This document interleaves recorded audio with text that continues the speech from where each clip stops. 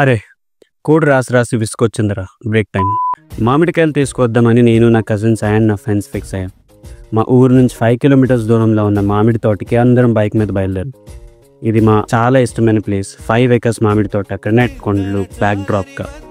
Corporate మీటింగ్స్లో stress తర్వాత ఈ ప్రకృతి అందం, మామిడి పండ్ల వాసన ఎంత పీస్ఫుల్గా ఉంటుందో. మ్యాంగోస్ని సెలెక్ట్ చేసి బ్యాగ్స్లో కలెక్ట్ చేసి కొన్ని ఇమీడియట్గా తినడానికి అండ్ మిగతావి పిక్కల్ ఇంకా ఆవకాయకని పెట్టుకున్నాం. ఇంటికి వచ్చి మామిడికాయలని శుభ్రంగా క్లీన్ చేసి ఒక సీక్రెట్ విలేజ్ మెథడ్తో వాటిని ప్రాసెస్ చేస్తున్నాం. ఈ మామిడికాయలు ఎండబెట్టి సాంబార్లో, రసంలో వేస్తే ఇంకా టేస్ట్ స్పెషల్గా ఉంటుంది. ఆ ఫ్లేవర్కి కార్పొరేట్ క్యాంటీన్ ఫుడ్ ఏం కాంపిటీషన్ ఇవ్వలేదు. ఈ ట్రెడిషనల్ మెథడ్స్ అన్నీ మా పెద్దల నుంచి వచ్చాయి. టెక్నాలజీ అప్డేట్ అయినట్టు మెథడ్స్ కూడా అప్డేట్ అవ్వాలి, కానీ కొన్ని పాత పద్ధతులు మాత్రం మర్చిపోకూడదు. విలేజ్లో మంచి ఫుడ్ని ప్రిపేర్ చేసిన సాటిస్ఫాక్షన్ వేరు. Thanks for watching and do subscribe corporate to crop.